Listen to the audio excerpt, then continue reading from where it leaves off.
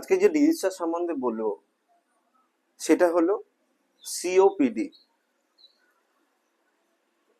COPD ডিজিজটা বলার আগে আপনাদেরকে বলে রাখি যে ধরুন আপনার বাড়ির কাছাকাছি বা কোনো আত্মীয়ের মধ্যে আপনি এমন কোনো ব্যক্তিকে দেখতে পাবেন যিনি সারা বছরই তার একটা কাশি সর্দি লেগেই থাকে, এবং সেই ব্যক্তির বয়স মানে 50-এর উপরে, এবং সারা মানে সারাদিন যার কাশি থাকলেও ভোরবেলা অর্থাৎ জেগে যাওয়ার পরে তার কাশিটা অনেক বেড়ে যায় এবং প্রচন্ড পরিমাণে কাশতে থাকে। এবং সেই ব্যক্তি যদি স্মোকার হন এবং যদি কোনো রকম কোনো কেমিক্যালে কাজবাজ করেন বা কোনো এমন কোনো ডাস্ট এরিয়াতে কাজ করেন যেখানে তার তার অকুপেশনটা ডাস্টের সাথেই, তো সেরকম ব্যক্তি যদি আহ এরকম কাশিতে ভোগেন, সর্দিতে ভোগেন এবং সারা বছরই ভোগেন, তাহলে তাকে আমরা সিওপিডি বলতে পারি। তবে সেটা যতক্ষণ না আমরা ডায়াগনোসিসে যাচ্ছি ততক্ষণ অব্দি বলতে পারি না, আমরা অনুমান করতে পারি যেটা সিওপিডি হলে হতে পারে। এবারে আসি রোগটাতে। এই রোগটা it's preventable disease, not a curable disease. তো প্রিভেন্ট করা যেতে পারে। দেখুন, সিওপিডি এই যে কথাটা, এই সিওপিডি শব্দটার ভিতরেই এই রোগটা লুকিয়ে আছে। কেমন কেমন ভাবে লুকিয়ে আছে? সিওপিডির ফুল ফর্ম হচ্ছে ক্রনিক অবস্ট্রাকটিভ পালমোনারি ডিজিজ, অর্থাৎ পালমোনারিতে একটা অবস্ট্রাকশন হয়েছে এবং সেটা ক্রনিক, অনেক দিন ধরে ধরে হচ্ছে। তাহলে অনেক দিন ধরে চলা একটা অবস্ট্রাকশন, সেই অবস্ট্রাকশনের কারণে তা আমাদের যে এয়ারওয়ে আছে, লাংসে আমরা প্রতিদিন যে নিঃশ্বাস নিই, সেই নিঃশ্বাসের জায়গাটাতে কোনোভাবে যতটা পরিমাণ এয়ার যাওয়ার কথা ছিল ততটা পরিমাণ এয়ার যাচ্ছে না বলে, বিকজ অফ দ্য অবস্ট্রাকশন, সেই জায়গাতে কি হয়, একটা হয় ব্রেথলেসনেস হতে পারে, কাফ হতে পারে, বা বারবার ইনফ্লামেশন হওয়ার জন্য একটা স্পুটাম প্রোডাকশন হতে পারে। এটা এর মূল কথা। এবারে আমরা যদি এই এই যে সিওপিডি শব্দটা, এই শব্দটাকে যদি একটা ছাতার মতো করে দেখি, তাহলে এর তলায় আরো দুটো রোগ বাস করে। সেই দুটো রোগ কি? সেই দুটো রোগের মধ্যে একটা হলো ক্রনিক ব্রঙ্কাইটিস আর একটা হলো এমফাইসেমা। ক্রনিক ব্রঙ্কাইটিস একটা ক্রনিক ইনফ্লামেশন ব্রঙ্কাসে, যেখানে ইনফ্লামেশন হতে হতে হতে হতে ব্রঙ্কাসটা ন্যারো হয়ে যায়। এবং আর একটা যেটা হয় সেটা হচ্ছে এমফাইসেমা, সেটা হচ্ছে যারা কোনো নক্সাস পার্টিকেল তাদের ইনহেল করেন, বারবার ইনহেল করতে হয়, বারবার কোনো কেমিক্যাল এক্সপোজার নিতে হয়, সেরকম কোনো ইন্ডাস্ট্রিতে কাজ করেন বা সেরকম কোনো অকুপেশনের সাথে যুক্ত, তাদের ক্ষেত্রে কি হয়, অ্যালভিওলাইয়ের উপরে একটা একটা ফাইব্রাস জাতীয় আস্তরণ পড়ে যায়। আপনি ধরতে পারেন যে তার উপরে একটা চাদর বেছানো হয়ে গেছে অ্যালভিওলাইয়ের জায়গায়, যেখানে কি হয়, অ্যালভিওলাই আমাদের তো গ্যাসটাকে এক্সচেঞ্জ করে, কারণ আমরা প্রতিদিন অক্সিজেনকে নিই আর কার্বন ডাই অক্সাইডকে ছাড়ি। তাহলে এই যে কার্বন ডাই অক্সাইড বাইরে বার করার, অক্সিজেনকে ইনহেল করার যে আদান প্রদান, সেই আদান প্রদানে বাধাপ্রাপ্ত হয় যখন এমফাইসিমা বলে একটা রোগ হয়। তাহলে এই দুটো রোগ মিলিয়ে কিন্তু আমরা বলতে পারি it's a COPD, chronic obstructive pulmonary disease. এবারে প্রশ্ন আসবে, তাহলে কারা বেশি ভোগেন এই রোগটাতে, কাদের বেশি রোগটা হয়, তাই না?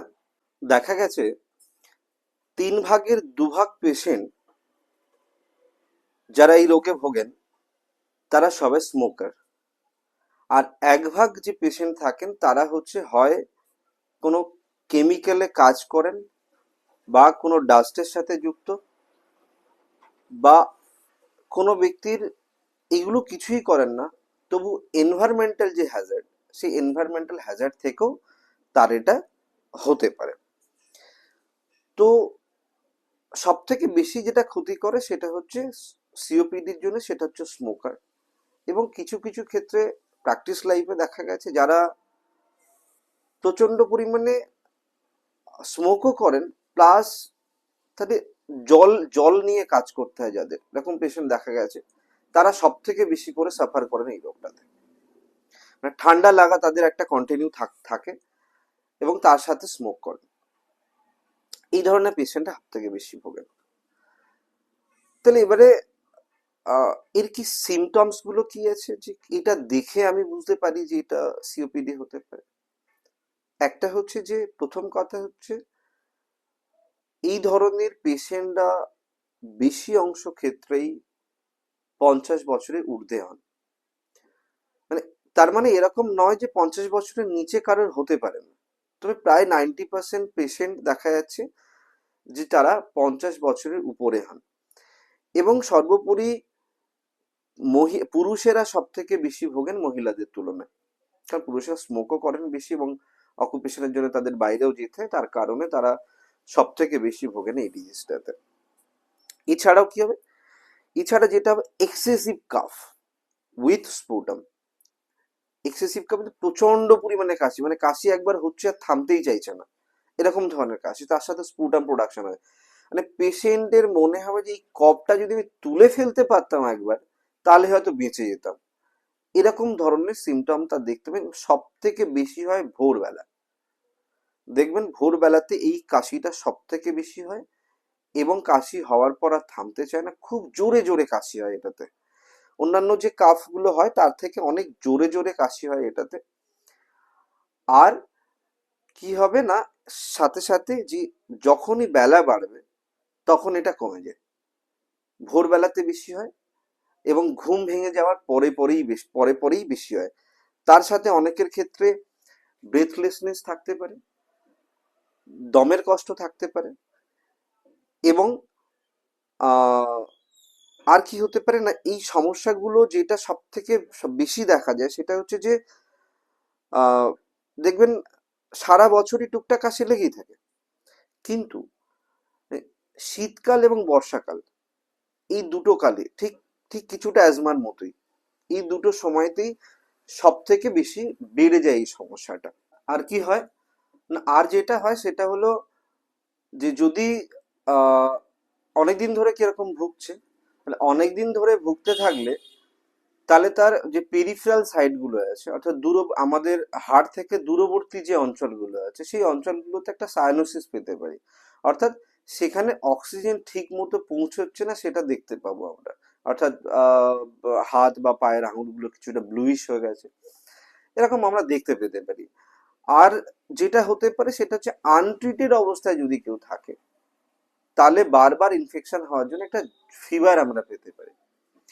এবার ডাক্তারবাবুরা কি করেন, ডাক্তারবাবুরা মেনলি ইনভেস্টিগেশন যেটা করেন সেটা হচ্ছে, প্রথমে একটা চেস্ট এক্স রে করেন।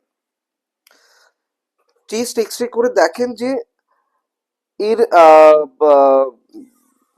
চেস্টে কোনো সমস্যা হয়েছে। যদি কমপ্লিকেটেড দেখেন বা চেস্ট এক্স রেতেও কিছু না পান, তাহলে সবসময় সিটি অফ চেস্ট প্রেফার করেন।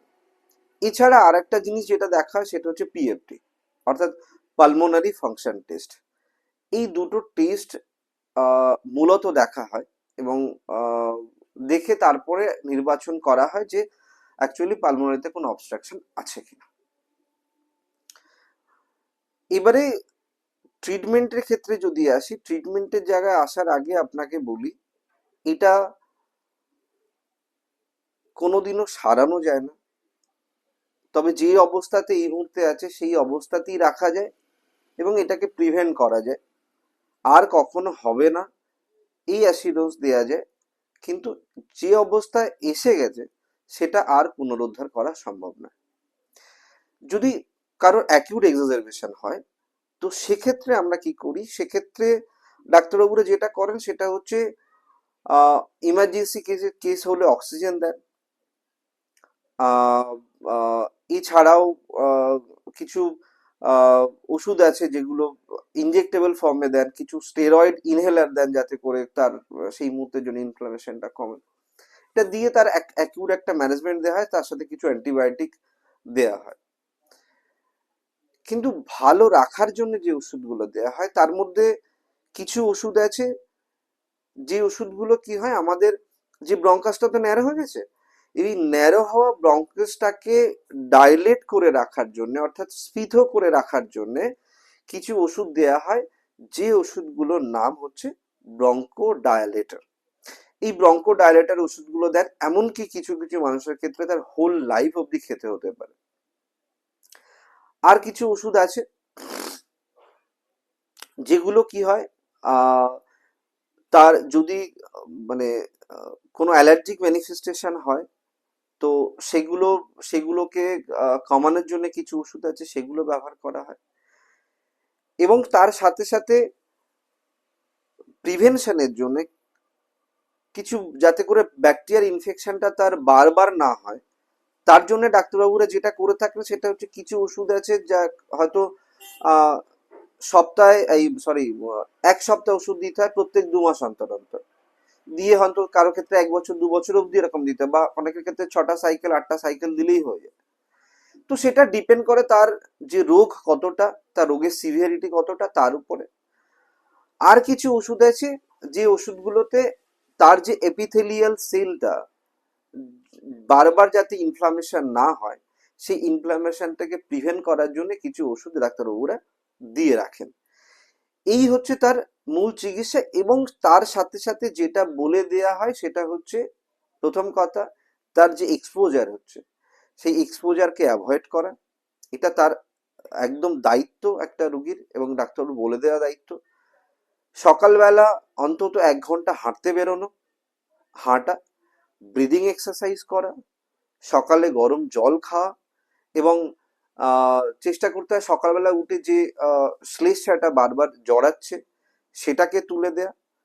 এবং যদি শ্লেষ্মাটা অনেক বেশি গাঢ় হয়ে যায়, তাহলে সেক্ষেত্রে তাকে তাকে ভেঙে দেয়া বা তাকে লাইট করে দেওয়ার জন্য যে ওষুধগুলো, সেই ধরনের ওষুধগুলোকে বলা হয় মিউকোলাইট ওষুধ মেডিসিন, সেই মিউকোলাইট মেডিসিন দেওয়া হয়।